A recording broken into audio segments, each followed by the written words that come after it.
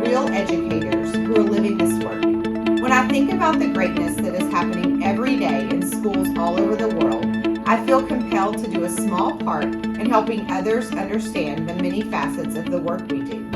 We hope our listeners will be able to gain an inside look as we pull back the curtain. Welcome back. We are excited for episode 10 of the Minett podcast, and we are thrilled to speak with Alison Fales, our Minett librarian. Welcome, Alison. Hi, thank you. How are you? I'm doing all right. How are you? Good. Life in the library is going great? Oh yeah, life in the library is fantastic. Awesome. Couldn't ask for a better place. Awesome. Well, on our podcast, we like to take some time to get to know our guest. So would you share a little bit about yourself, your background? What did you do prior to being the school librarian here at Minett? Anything you want to share? Okay, sure. So I am actually an Arkansas native. I worked out of high school at a day habilitation center for kids with special needs, and that's really kind of where I realized that I love working with kids. From there, I actually joined the military, so I am an Army veteran, and that's kind of how I met my husband in San Antonio. That was my last duty station, and we have 2 kids. So Morgan is actually going to graduate from college as a nurse this May, and then our youngest, Brooklyn, is in 9th grade in Aubrey. Before being our librarian, talk to us about your teaching roles and then what made you go into library media science. Okay, sure. So I taught 3rd grade for 3 years, and then I taught 5th grade for 4 years. And I always loved teaching reading, and I was both self-contained and departmentalized in both grades, but reading was always my passion. And I love, getting kids excited about books and reading, and so why not do that as a career? And so from there, I decided to become a librarian, and this is my first year being a librarian. And what better place to do it? I will never forget your interview. I hung up from your interview or got off the Zoom call and immediately called our director of library services and said, "That's our girl. We have to have her." So It was a great day. yes, it was so much fun. Okay, so let's talk about how you go about designing lessons for our students here at Minett. Okay, so I attend collaborative planning and get some ideas from teachers and just kind of listen to what they're doing as far as the standards are concerned. There's also other librarians in the district. The librarians in this district are so wonderful about sharing their expertise and the different things they're doing. And because we're all in the same boat, we're all following the same standards across the district, it's like going along with what we're doing here at Minett. So then I incorporate that, and sometimes I tweak it, and then different coworkers here, I know Savannah has, or Miss Miskey has given us different ideas and shared. So everybody's really great about sharing things. And then I also find lessons from just reading books and getting excited about books and wanting to share those books with kids. I love the collaboration that you have with our digital learning coach, with our teachers, with our gifted and talented teacher. Yes. Just constantly, every time I see you, you're either working with kids or you're having those collaborative conversations. Right, and those conversations happen so naturally, and it might seem like we're just standing around talking, but most of the time we're actually talking about what we could do. We went and had our nails done last weekend, and we were talking about things we're actually going to do next week because it was what can we do coming up together? And so we're excited about doing something with next Friday is actually National Crayon Day, so we're going to do some stuff next week with crayons. Can't wait. Yeah, my husband always says every time we do anything outside of school or work with anyone in education, he's like, all y'all do is talk about education. He's like, it never ends, but it's just, it's so much of our lives. Yeah, and we're passionate about it, so it makes sense. Yeah. It's fun. It is. It's super fun. So your work extends far beyond the library here at Minett. You've been instrumental in creating leadership opportunities for our students. So can you share a little bit about the library crew, the Minett broadcast team, and the Adopt a Shelf program? Sure. So our library crew, 5th grade students volunteer their time to come in and basically give their service to to the library by helping shelve books. They help me sometimes create decorations. They help me create things for book fair. They're always real excited. Today they came in. They had forgotten this week, and so they actually all ended up coming in during recess today, which was fantastic, and they're such wonderful people. So they helped me in the library. We got 3 book orders in yesterday, so they helped me like arrange some stuff and shelve it. And then they also stepped into Ignite and helped some kinder friends there. And then I had one who was helping kinder check out books. Like, they just kind of, fill in for me too. And they can kind of get a look at what it's like to be a librarian, which is great for them. With our broadcast and our Rise magazine, they share the school-wide news and information to help our community stay connected with all the things going on around them. Tell me about your Adopt a Shelf program. Yes. So Adopt a Shelf, I kind of was looking around just kind of getting ideas because 4th grade really wants to be library leaders, and it hurts my heart that I can't have them come in too because I also have to have a lunch break. And so their recess time is during my lunch break. So it was a way to help incorporate the leadership roles for 2nd through 4th. So students adopt a shelf and they basically take care of the shelf. And I explained it to them kind of like adopt a highway. Mm-hmm. So they come in, they make sure that the shelf looks like it's supposed to. All the books are pulled to the front. They're in alphabetical order. 4th and 5th grade actually have nonfiction. So not only are they helping in the library doing that, they're also comparing and ordering numbers with decimals up to the 100th place, which is one of their standards. Yeah. Well, I know it's a 5th grade standard, but it's going to prepare 4th Yep. grade too. And so any 4th or 5th grader, actually any student, 2nd through 5th, who wants to adopt a shelf that doesn't want to maybe give up their recess time if they're in 5th grade can adopt a shelf. And they come in and they take care of their shelf. They shelve books. They do all of that.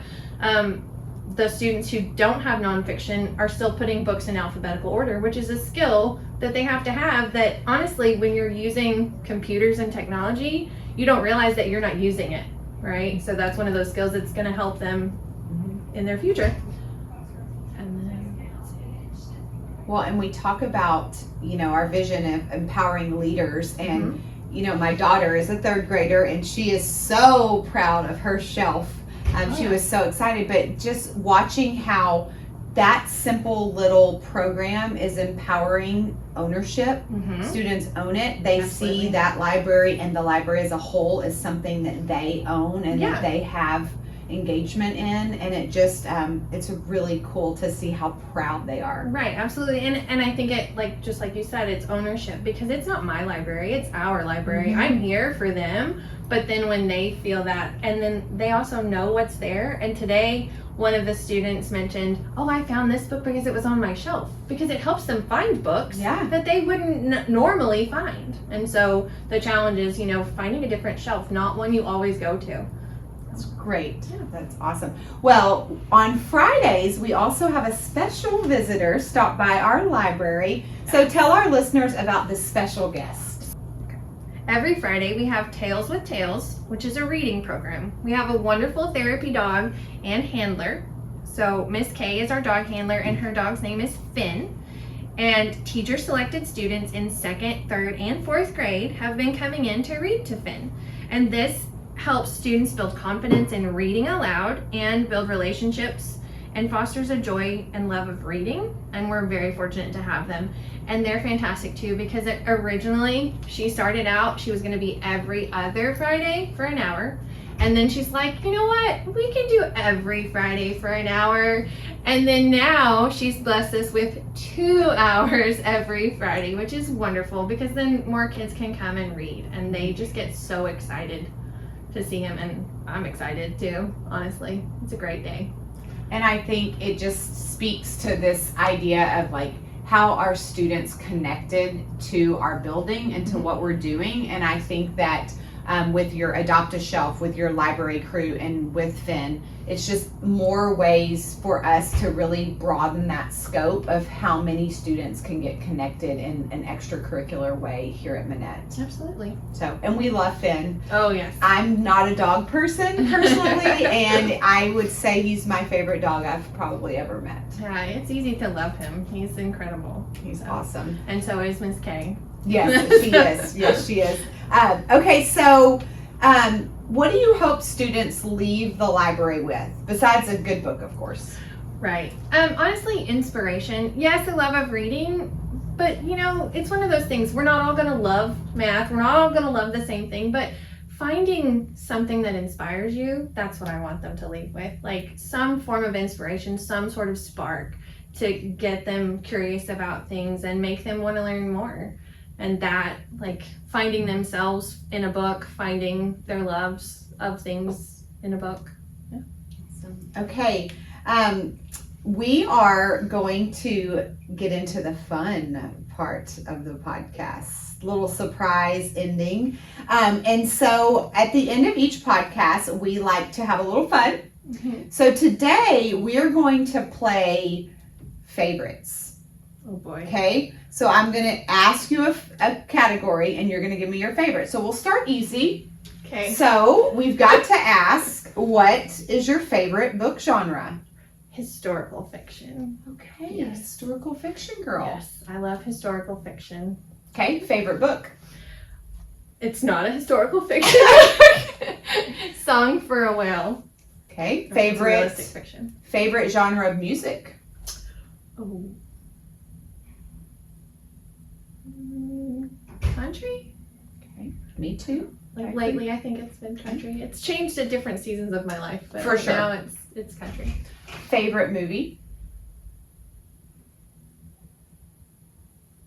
I'm not real good at favorites, y'all. Like when you said it's a favorites game, I'm like, oh no. Like I don't even have a favorite food. That was my next question. Is favorite food? Okay, going back to favorite movie. There's one movie I always like to watch at Christmas. It's a Wonderful Life. Okay. So sure, that one's There you favorite go. movie. Favorite food. Or favorite place to eat? So there's this sushi restaurant in San Antonio called Go Die. That's my favorite place to eat. It has the strangest name.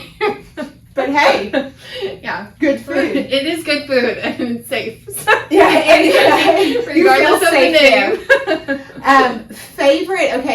Favorite thing about being a part of our military? Oh, just,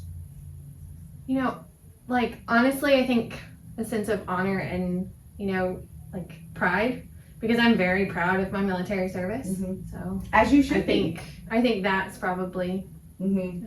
Yeah. And the camaraderie, it's like nothing else.